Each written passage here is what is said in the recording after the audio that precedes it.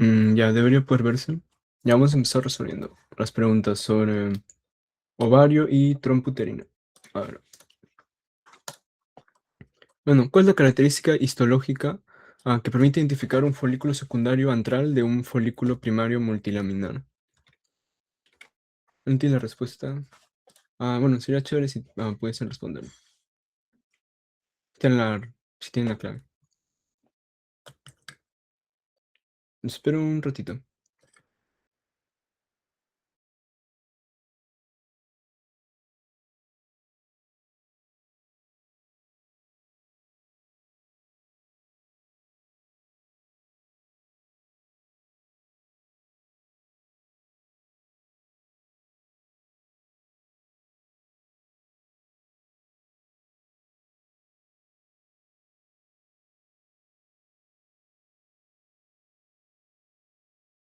Bueno, es que sí, está bien, esta es la respuesta.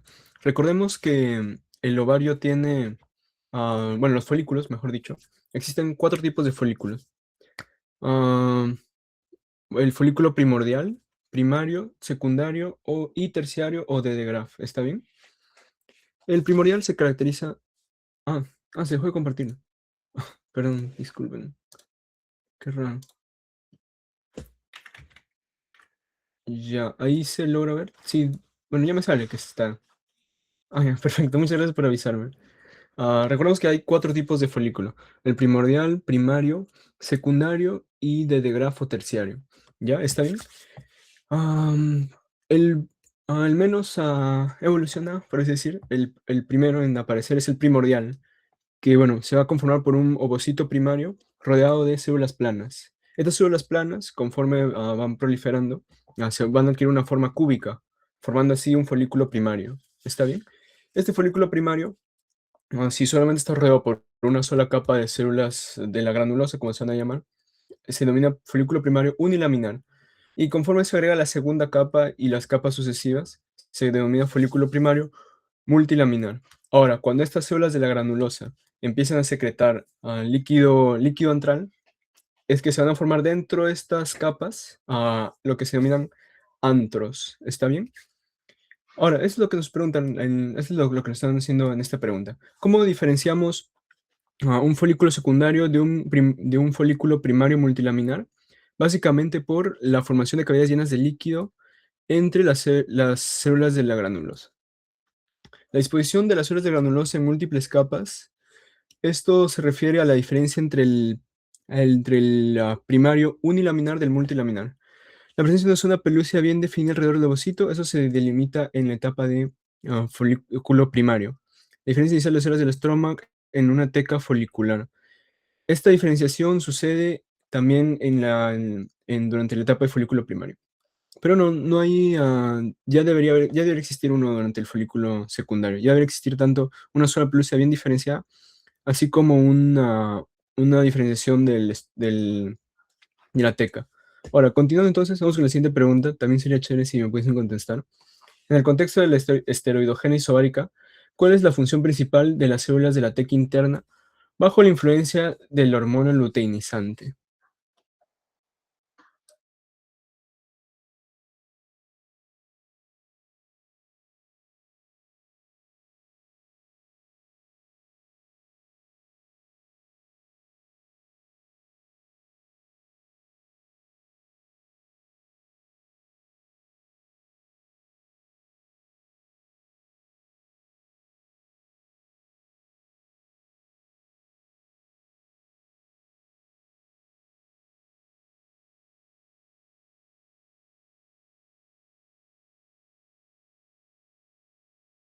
Ya me dicen la C, a ver.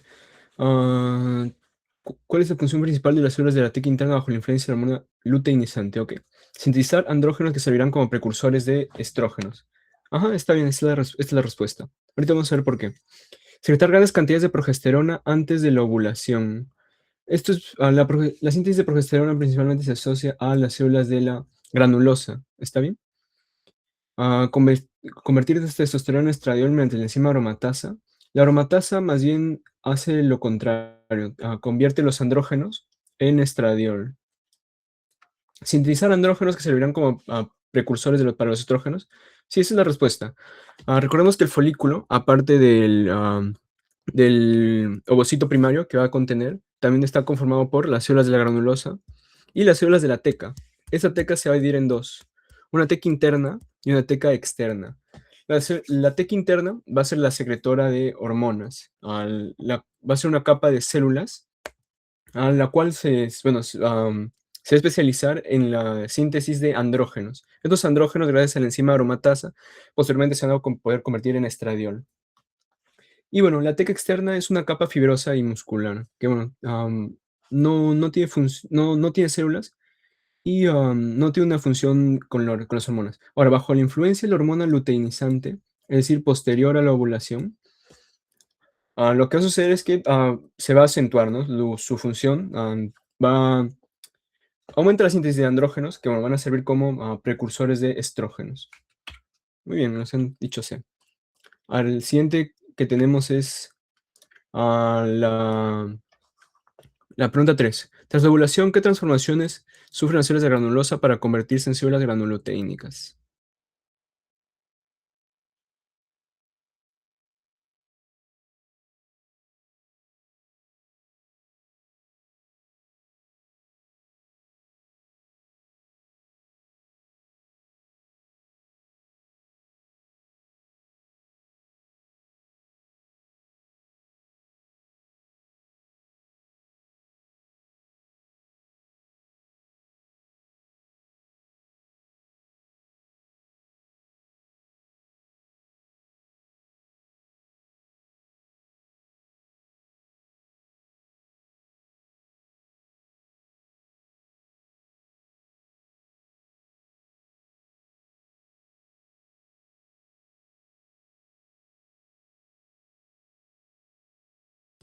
Ujú, la respuesta es la A.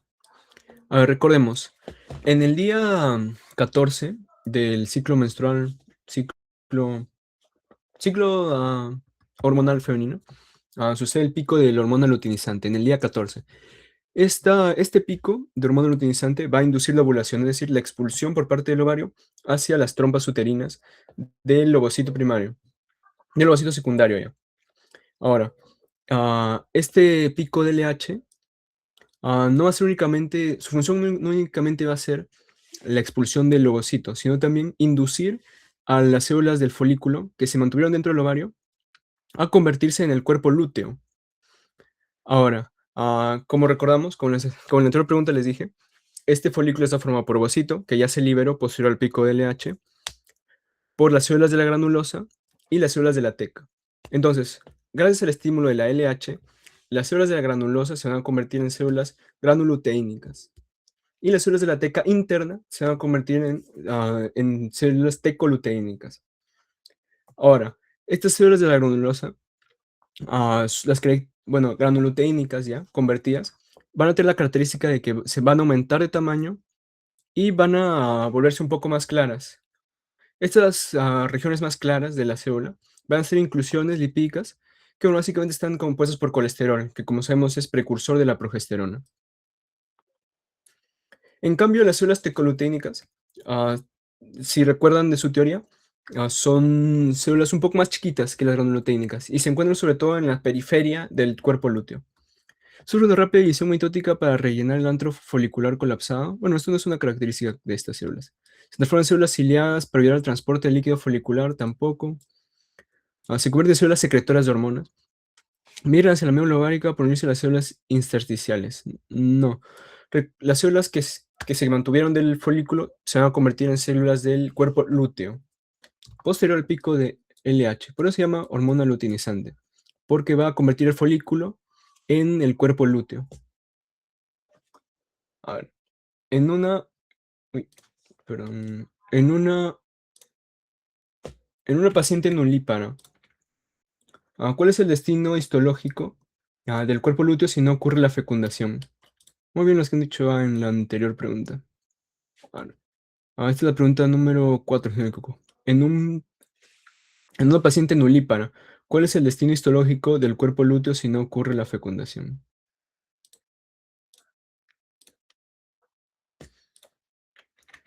Lo espero un ratito.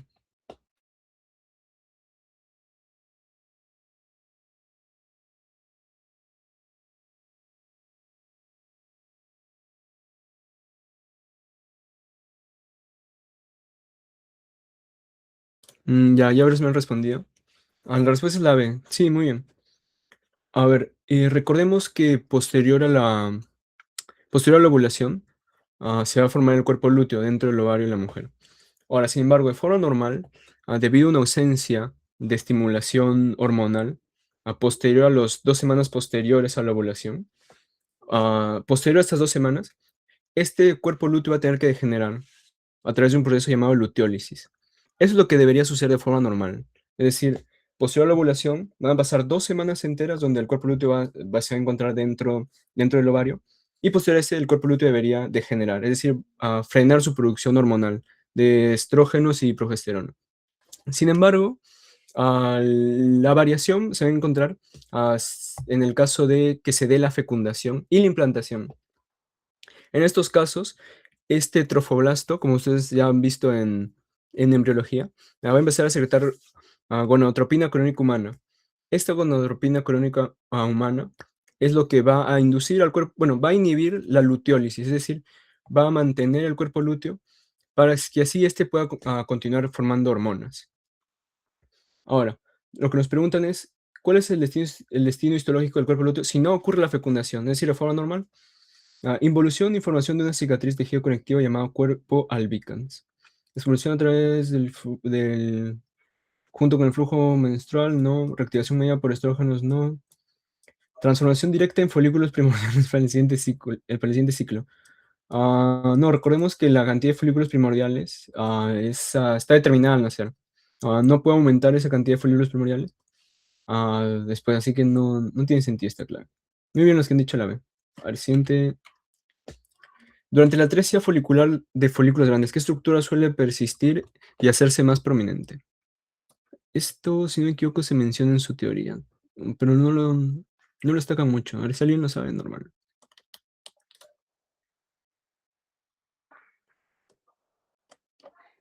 Les espero un ratito.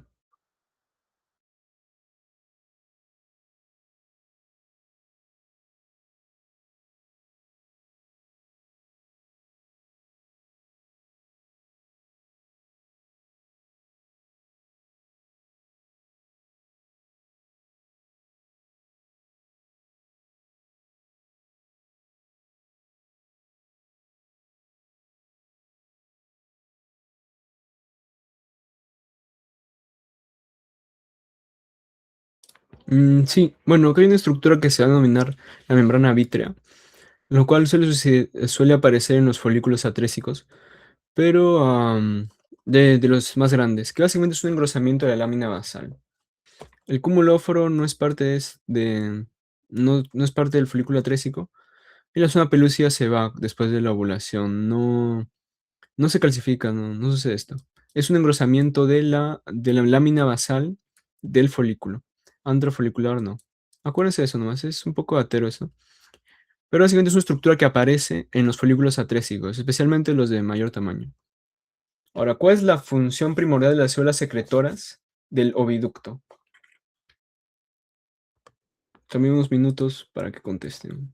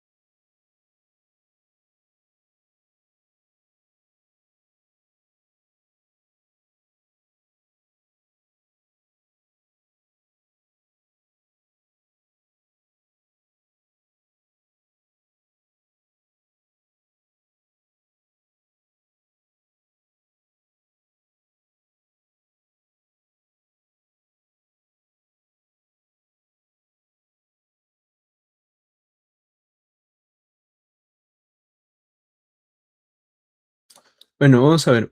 Recordemos que la trompa uterina, la trompa de falopio, el oviducto, Va a tener tres capas, ¿está bien? La mucosa, constituida por el epitelio, de forma similar al sistema digestivo, por el epitelio y la lámina propia, la capa muscular y, y la capa serosa, que es básicamente el peritoneo, que se encuentra plegado, cubriendo, cubriendo las trompas uterinas. Ahora, nos están preguntando por las células secretoras del epitelio, es decir, de la mucosa de la trompa uterina.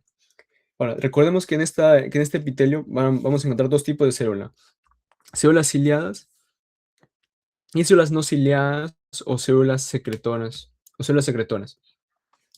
Estas van a tener una función específica, cada una de estas. Las ciliadas van a tener la función de transportar dos cosas, lo que es el ovocito y también transportar en cierta medida a los espermatozoides, pero no es una función muy relevante. El principal movimiento, ya sea de del ovocito o de los espermatozoides, se realiza a través de las contracciones o del peristaltismo de la capa muscular del oviducto. ¿Está bien? Pero nos están preguntando por el otro tipo de células, las células secretoras o células no ciliadas. Estas, como su nombre indica, se van a tratar de secretar hacia la luz del oviducto todo lo que son nutrientes y factores de capacitación para el espermatozoide y el cigoto. No solamente van a nutrir lo que es al ovocito, sino también a los espermatozoides. Y a su vez van a propiciar factores de capacitación. Si se acuerdan de embrio, la capacitación es el proceso por el cual el espermatozoide adquiere la capacidad de fecundar. Entonces, es importante la secreción también de estas células secretoras de la mucosa del oviducto. ¿Está bien? Acá la respuesta es la C. La C.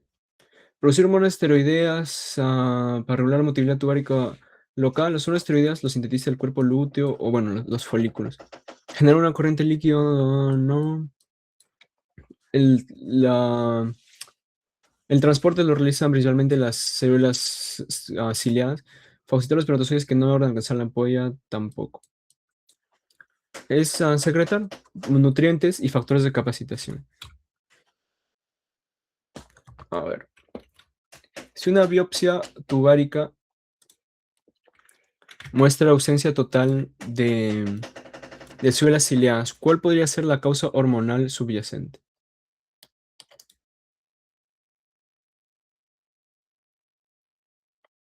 Los espero también un momento.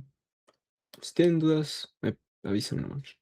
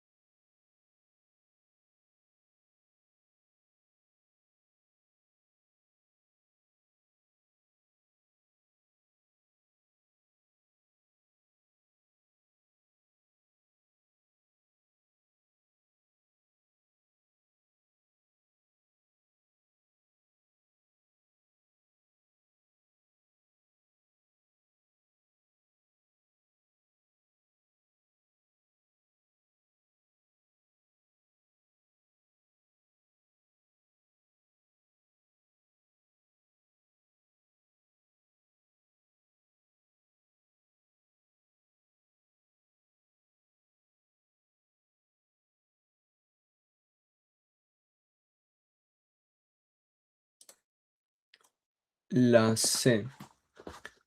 Sí, muy bien. Es una deficiencia prolongada de estrógenos. A ver, volviendo al ciclo hormonal femenino. Mejor dicho, más que menstrual. Bueno, este ciclo va a tener influencia en todos los órganos del aparato reproductor femenino, ¿está bien? Va a tener repercusión en el ovario, en la trompa, en el útero, especialmente en el endometrio, y en la vagina o cuello uterino. En todo, en todo va a afectar. Ahora, nos están preguntando por las células, por la trompa uterina. ¿Cuál puede ser la causa hormonal subyacente de una ausencia casi total de células ciliadas? Ahora, las células de la mucosa de la trompa uterina van a variar de acuerdo al estado hormonal de la mujer. Si la mujer se encuentra en la etapa am, estrogénica o proliferativa del útero, a lo que se va a caracterizar por un predominio de los estrógenos. En cambio, si se encuentra en la etapa lútea, ah, se va a caracterizar por un predominio de los progestágenos, de la progesterona. Ahora, este estrógeno o esta progesterona, ¿qué influencia va a tener dentro del epitelio de la trompa uterina? Los estrógenos principalmente van a inducir a la proliferación de las células ciliadas y la progesterona a la proliferación de las células secretoras. Ahora, en el caso de una ausencia total de células ciliadas, lo que podemos inferir es que ha habido una deficiencia prolongada a los estrógenos, o una deficiencia prolongada de estrógenos, como puede suceder una mujer menopáusica, por ejemplo. Ahora, a ver, inhibición de la prolactina por parte del hipotálamo. La prolactina no tiene una función dentro de la regulación del epitelio de la trompa uterina. Un exceso de progesterona durante la fase lútea. Bueno, eso explicaría una proliferación anormal de células no ciliadas, más que una ausencia de células ciliadas. Una deficiencia prolongada de estrógenos, esta es la respuesta. Y niveles elevados de gonadotrofina crónica humana. Eso sería en el caso del embarazo, pero no es la causa de que haya ausencia de células ciliadas. Ahora, siguiente pregunta. ¿Cuál es el estado meiótico del ovocito de un folículo de Graaf justo antes del pico de LH? Uy, esto también me olvidé de mencionarlo, espera. Si tienen la respuesta, lo escriben en el chat, por favor.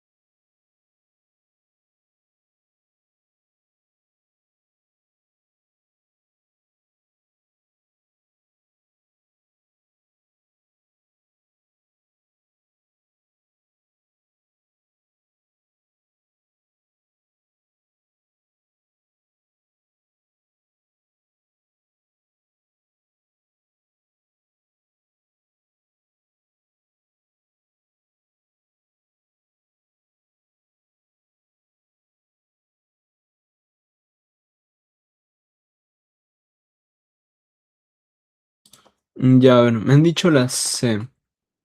Bueno, ¿cuál es el estado meiótico de un ovocito dentro de un folículo de Graaf justo antes del pico de LH? A ver, tenemos que recordar en qué ovocito es el que se tiene en cada uno de los tipos de folículo. A ver, para que me entiendan mejor. Directamente, acuérdense de esto. Todos los folículos tienen un ovocito primario, excepto el de Graaf, el cual dependiendo si ya sucedió el pico de LH, puede estar bueno, en la etapa de ovocito primario o en la etapa de ovocito secundario. ¿Por qué les digo esto? Porque el LH, además de las funciones que le mencioné, el pico de LH, también es el encargado de inducir la reanudación del ciclo celular del ovocito. Es decir, que ante un pico de LH, un ovocito primario va a reanudar, si está en un folículo de Graaf, va a reanudar su transición hacia la meiosis número 2. Y bueno, por eso se denominará ovocito secundario. Ahora nos están preguntando cuál es el estado meiótico de un ovocito dentro de un folículo de Graaf, justo antes del pico de LH. Justo antes del pico de LH no va a haber una suficiente estimulación para la reanudación de la meiosis número 1. Entonces, me dijeron la C, detenido la profasia de la primera división meiótica, dictoteno. Sí, están. Detenido la profasia de la. Pensé que te habían equivocado. Detenido la profasia de la primera división meiótica o dictoteno. Sí, esa es la respuesta. Con lo que se podrían equivocar es con la. Detenido en la metafase de la segunda división meiótica. Eso se encontraría eso posterior al pico de LH. ¿Está bien? El pico de LH es el estímulo que determina la transición de un folículo primario a un folículo secundario. Es decir, bueno, y extrapolando el resto de folículos, si te preguntan qué tipo de ovocito tiene el folículo secundario, o el folículo primordial, o el folículo primario, tú de frente tienes que decir ovocito primario, ¿está bien? Porque todavía no sucedió el pico de LH. Entonces, acá la respuesta sería la, la C, detenido en la primera fase de la división meiótica, en el dícteo teno. En estado de agonía y diploide con mitosis activa, no. Habiendo completado la extrusión, no. Detenido en la metafase, no. Esto sería posterior al pico de LH. Las células tecoluteínicas del cuerpo lúteo derivan de... Esta está más sencilla.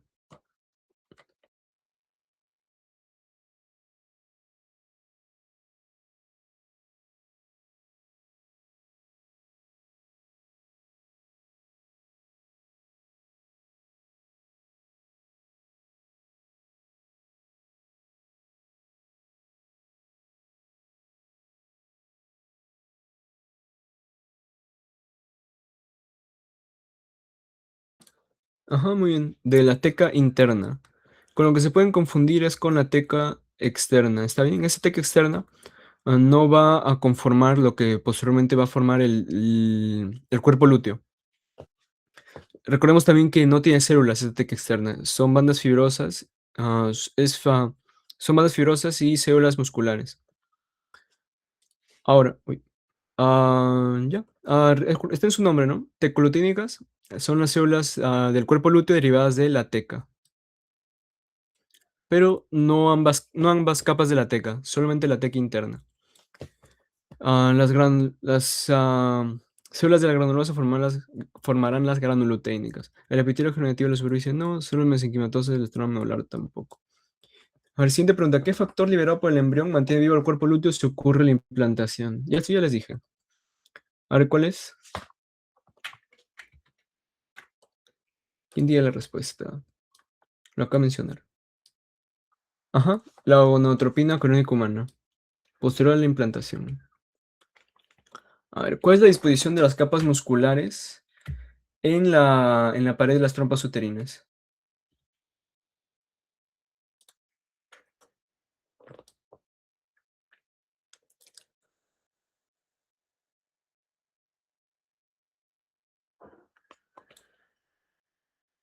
No, esto es más de recordar. Ah, ajá. En todo el tracto, bueno, en el aparato reproductor femenino, las fibras musculares tienen la misma disposición que en el sistema digestivo, ¿no? Cile, circular interna y longitudinal externa. Una capa circular interna y una longitudinal externa. Una sola capa de músculo liso, ¿no? Tres capas longitudinales cruzadas, ¿no? Longitudinal interna y circular externa, no. Esto es propio del aparato urinario, está bien de los uréteres. El lesi, ¿cómo se diría? Pero esto es del aparato urinario. Dentro de la vagina, de las trompas uterinas, del útero, va a haber una capa circular interna y una longitudinal externa. Pero eso sí, la longitudinal externa va a ser la que va a predominar. Va a ser más, más gruesa, ¿no? Va a tener mayor función dentro del aparato reproductor femenino. ¿En qué etapa de la división celular se detiene el ovocito secundario? Justo después de la ovulación, es decir, justo después del pico LH. Esto se lo acabo de explicar. En la metafase de la meiosis número 2. Acuérdense de los dos puntos de... ah, bueno, en los dos puntos donde se detiene el ciclo celular, la profase de la meiosis 1 en el diploteno y la metafase de la meiosis número 2. Bueno, eso sería por ovario y trompas. Muchas gracias. Si te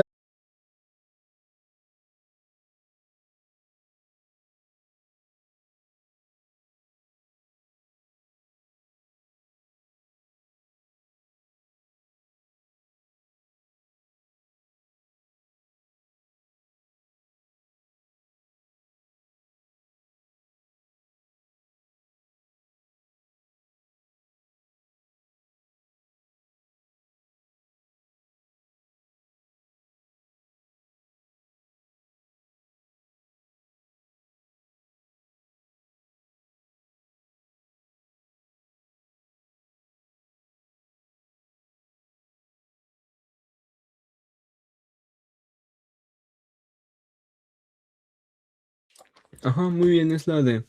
Recordemos que la principal irrigación del útero es a través de la arteria uterina, la cual van a ver en el siguiente ciclo, en Anato 2, que bueno, va a ser una rama de la ilíaca interna. Ahora, sin embargo, esta arteria uterina va a tener ciertas ramas, van a pasar por los costados del útero y va a principalmente dar, sus primeras ramas van a ser las arterias arcuatas. Arcuatas o arqueadas. Estas a su vez se van a ramificar en las arterias radiales. Las arterias radiales van a dar dos tipos de arteriolas, bueno, de arterias cada vez más pequeñas, lo que son las rectas y las helicinas. Vamos a ver acá mejor. Uy. Las arterias rectas van a ser las encargadas de, de irrigar el estrato basal, del, perdón, de irrigar el estrato basal del endometrio.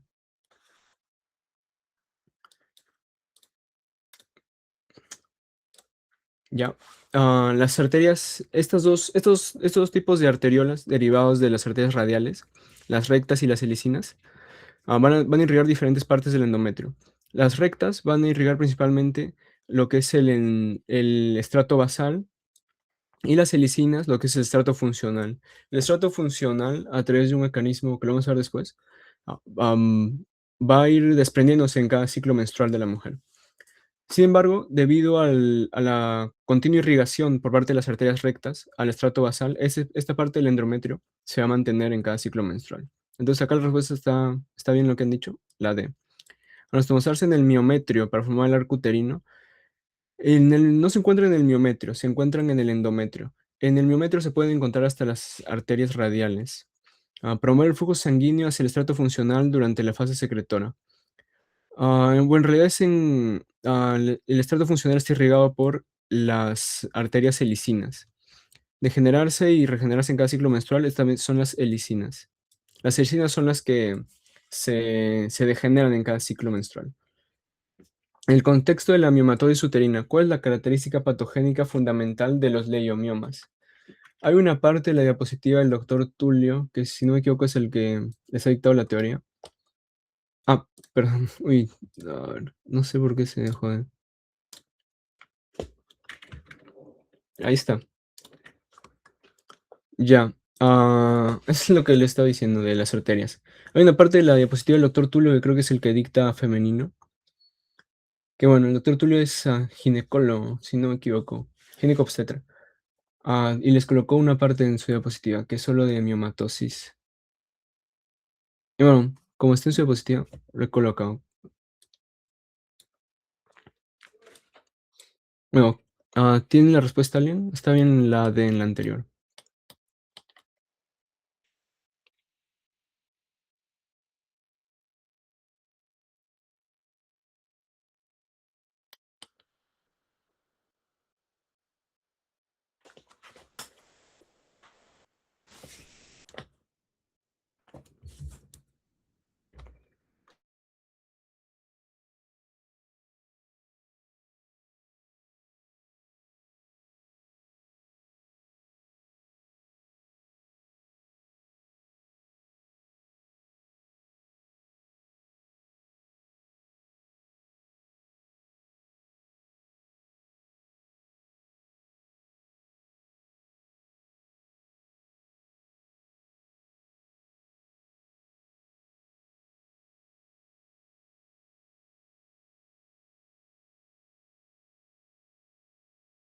Ya, a ver.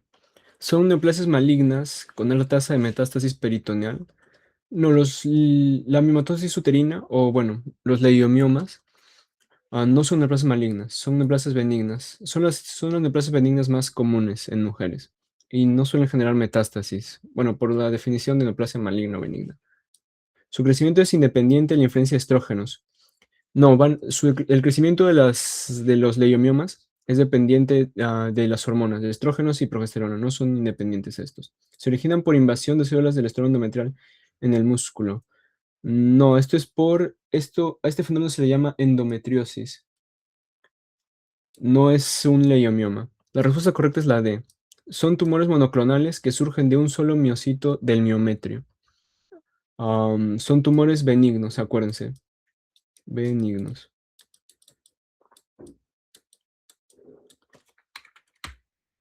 Durante la fase secretoria del ciclo menstrual, ¿qué cambio histológico es indicativo de la influencia de la progesterona en células, en glándulas endometriales?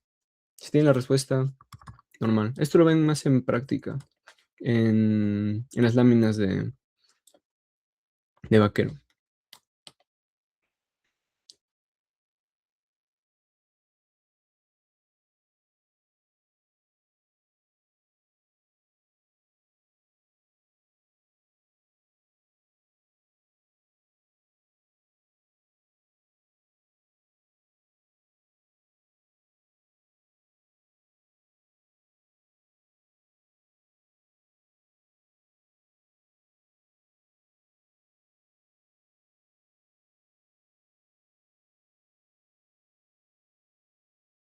Ajá, muy bien, Antonio, Fabricio. Van a adquirir la forma de un tirabuzón. Tirabuzón es como una especie de remolino, de resorte, con una luz distendida por secreciones. Recordemos que posterior a la ovulación, posterior al pico de LH, va a aparecer el cuerpo lúteo dentro del ovario en la mujer. Este cuerpo lúteo va a secretar lo que es progesterona y estrógenos, y esa influencia de la progesterona va a ser lo que va a determinar el crecimiento de las glándulas endometriales dentro del útero. Debido a la influencia de la progesterona secretada por el cuerpo lúteo, es que van a aumentar el tamaño de esas glándulas endometriales y van a adquirir una forma tortuosa, como ya han podido ver en las láminas. Reducción del espesor endometrial a menos de 1 milímetro. Esto sucede posterior a la menstruación. Formación de arterias rectas que alcanzan la superficie luminal. Las arterias rectas no alcanzan la superficie luminal. Esto no es correcto. Presencia de abundantes mitosis en el epitelio glandular cilíndrico simple. No es lo principal, no está muy relacionado a la influencia de la progesterona.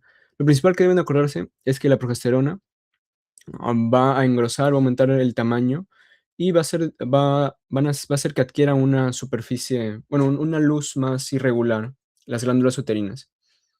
Bueno, si recuerdan, estas glándulas uterinas van a ser las encargadas de nutrir y, bueno, generar un ambiente favorable para que se logre la implantación y los primeros días bueno, y dentro de los primeros días del embrión, posterior a la fecundación.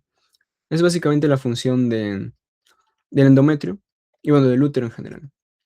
Y, bueno, para ello es importante la progesterona. ¿Cuál es el mecanismo fisiopatológico primario que desencadena el desprendimiento del estrato funcional durante la menstruación?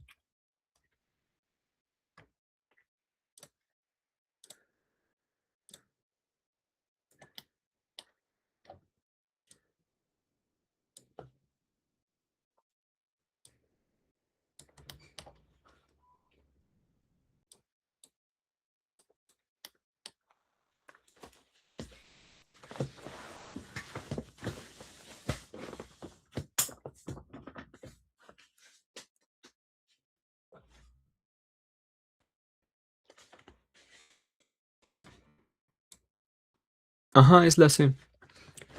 A ver, bueno, terminando el ciclo menstrual de la mujer en el día 28, al no haberse dado la implantación, el cuerpo lúteo va a sufrir un proceso que ya les mencioné anteriormente, que es la luteólisis.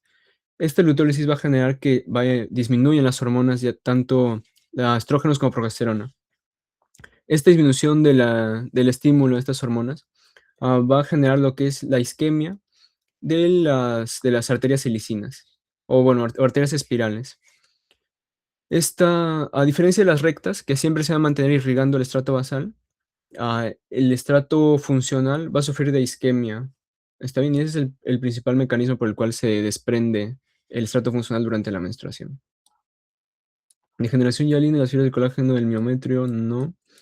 Aumento súbito de la presión hidrostática en las lagunas venosas. Esta es la explicación de por qué se da el edema dentro de la etapa secretoria del endometrio. Pero no es por ello que se desprende el estrato funcional. Hiperplasia del epitelio superficial que provoca descamación por contacto. No, eso tampoco sucede en la etapa secretoria. ¿Qué hormona es responsable de inhibir las contracciones del miometrio para mantener la quiesencia uterina? Es decir, Evitar el parto prematuro durante el embarazo. Progesterona, oxitocina, estrógeno, relaxina.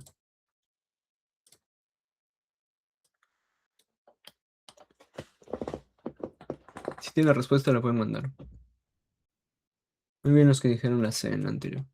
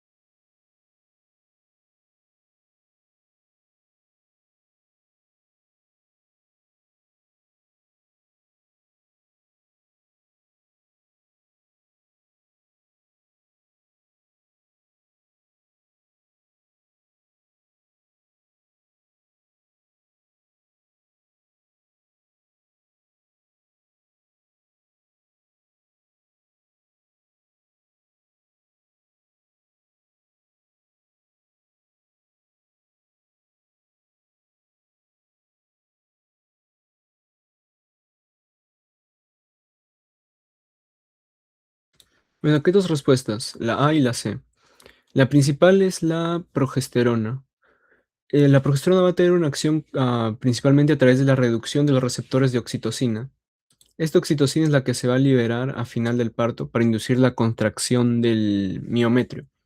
Entonces, esta acción de la progesterona va a hacer que durante todo el embarazo haya pocos receptores para oxitocina. Sin embargo, a finales del embarazo va a haber una reducción de la progesterona por parte de la placenta que, bueno, va a reemplazar que va a reemplazar al cuerpo lúteo a finales del embarazo en la secreción de progesterona. Pero bueno, eso es de embrión más que nada.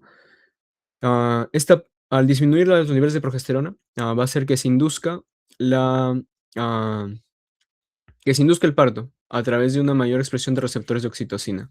Esa oxitocina va a actuar sobre el músculo liso, induciendo su contracción. Pero sin embargo hay otra hormona también importante que hace la relaxina, la cual está secretada principalmente por las células deciduales y también del cuerpo lúteo en las primeras etapas del embarazo. Ambas respuestas son correctas. La principal es la progesterona, pero la relaxina también reduce las contracciones del miometrio. ¿Qué cambio celular define el proceso de desidualización del estroma endometrial? Muy bien los que dijeron la A, pero también puede ser la relaxina, también tiene el mismo efecto.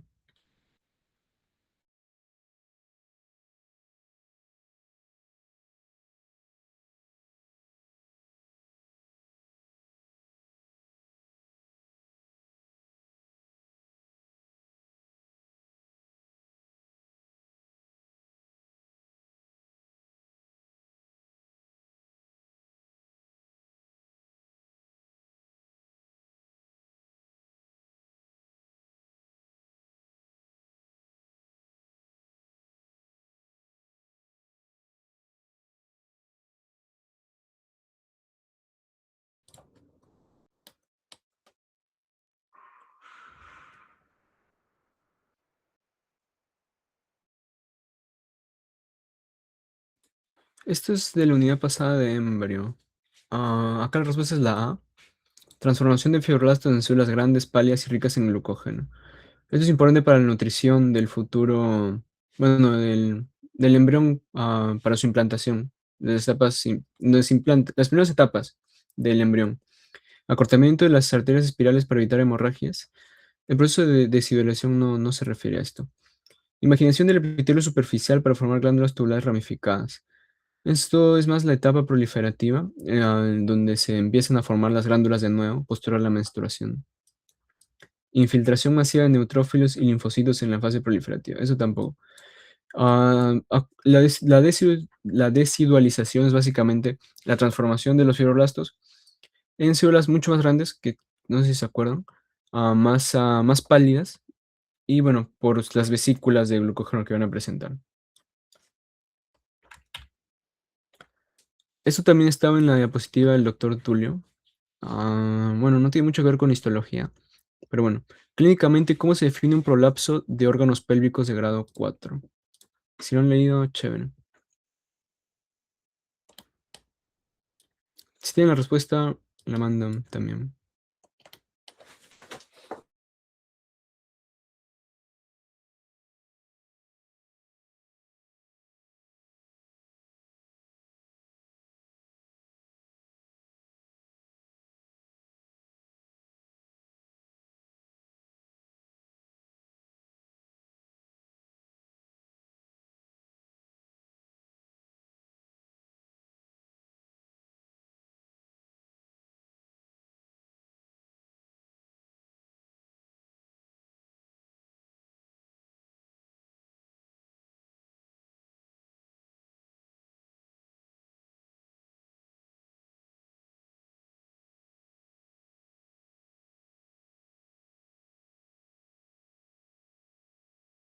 Ya, hay 4 grados de prolapso de órganos pélvicos y van a tener 2 puntos de referencia. Uno es el himen y el otro es el introito vaginal. A ver, bueno, un prolapso de primer grado se refiere a todos los prolapsos que se mantienen por encima del himen. Un prolapso de segundo grado son los que llegan al himen y los de tercer grado son los que se encuentran entre el himen y el introito vaginal. Y los de grado 4 son los que atraviesan completamente el introito vaginal. ¿Está bien? Son 2 puntos de referencia que tienen que acordarse.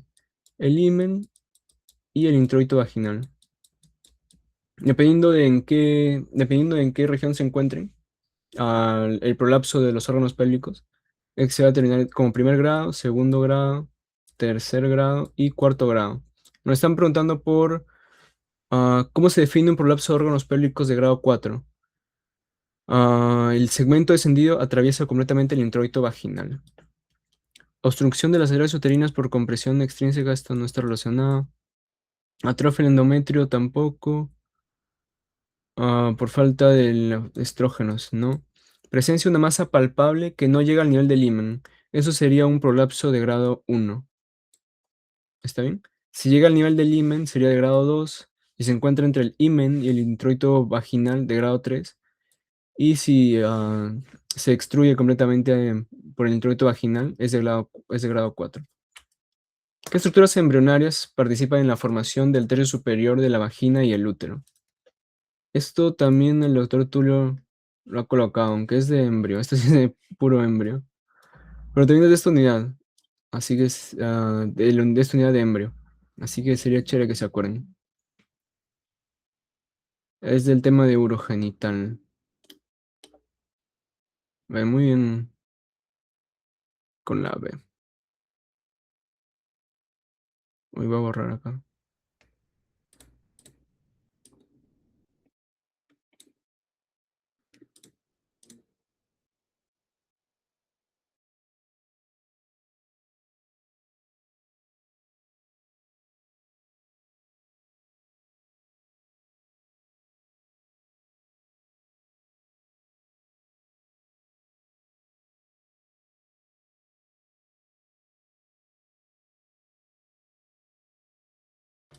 Ya, acuérdense que bueno, vamos a recordar primero lo que es la formación la formación embrionaria del sistema reproductor masculino. Eso está principalmente encargado de los conductos de Wolf. ¿Está bien? Recordemos primero eso. De los conductos mesonéfricos o conductos de Wolf. ¿Ya? En el caso de la mujer, no todo su tracto reproductor se va a formar a través de los conductos paramesonéfricos, sino que se va a dividir en dos. La parte superior, el, ah, lo que es el tercio superior de la vagina, el útero y las trompas, se va a formar a través de los conductos paramesonéfricos o de Müller. Esos son los que lo forman en la mujer, y esos son los que lo forman en el hombre. En el caso de los dos tercios inferiores de la vagina, estos son formados a través de la región craneal del seno urogenital. Entonces nos están preguntando, ¿qué estructuras embrionarias participan en la formación del tercio superior de la vagina y el útero? Bueno, es directa esta pregunta. La fusión de los conductos paramensonéfricos o de Müller. Esos conductos van a tener una porción, o sea, la cual se va a fusionar, que es justamente el tercio superior de la vagina y el útero, y una porción craneal, la cual no se va a fusionar, que es la que va a formar los trompas uterinas. Los conductos mesonéfricos forman el tracto reproductor masculino en su totalidad, pero en el caso de la mujer tiene un doble origen. Los dos tercios inferiores de la vagina se originan del seno urogenital y los dos tercios y el tercio superior a través de los conductos mesonéfricos o de Müller. Aquí la respuesta es esta, la C. Y creo que estas son las últimas dos. En el ciclo menstrual de 28 días, ¿cuándo finaliza normalmente la fase proliferativa? Proliferativa del endometrio, se supone. Hay cambio de nombre, dependiendo de qué órgano hablamos.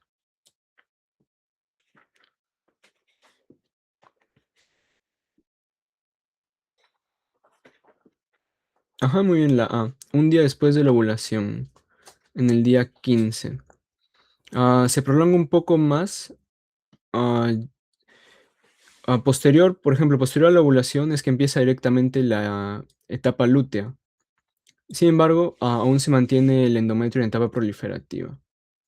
Entonces, se van a superponer las etapas dependiendo en qué órgano nos encontremos. Pero acuérdense que el endometrio, un día posterior a la ovulación, todavía se va a mantener en fase proliferativa. El día 28, justo antes de la menstruación. No, acá finaliza la etapa secretora del endometrio. Exactamente el día 5 del ciclo. No, tampoco. A la mitad de la menstruación por regeneración epitelial tampoco. Histológicamente, ¿cuál es el epitelio que recubre la superficie del endometrio? Ya esto sí es sencillo.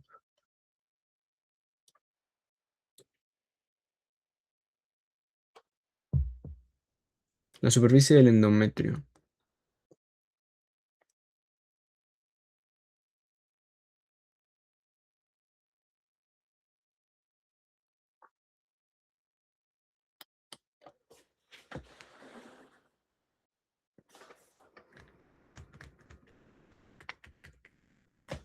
Ajá, la C. Cilíndrico simple con células ciliadas y secretoras. Estas células ciliadas también van a tener la misma función que las células ciliadas de la trompa uterina. Y también va a tener células secretoras, que van a ser las que van a tapizar las glándulas uterinas. Transicional o urotelio, esto se encuentra solo en el aparato urinario. Plano estratificado no queratinizado, este es el epitelio y la vagina. Cúbico simple con borde en cepillo. Este es el epitelio de los bronquiolos, por ejemplo. Y también de las vías biliares. Tampoco es el caso del endometrio. El endometrio va a tener epitelio cilíndrico simple. Pero bueno, como características adicionales pueden acordarse que tiene células ciliadas y también células secretoras, que son las que van a formar las glándulas uterinas. Ya estas son las últimas dos, ahora sí. ¿Cuál es la causa más común de hemorragia uterina normal y dolor pélvico asociada con tumores benignos del miometrio? Ya esto es un, ya lo hablamos. Acuérdense, bueno, es para recordar básicamente las características de esta enfermedad que se habla en su diapositiva, que es la miomatosis uterina, que bueno, es lo principal asociado a sangrados, a sangrado, hemorragia uterina normal en mujeres, a la miomatosis uterina. A ver, la zona de transformación del cuello uterino es clínicamente relevante porque, todos también tienen que acordarse. Si tienen la respuesta, la escriben.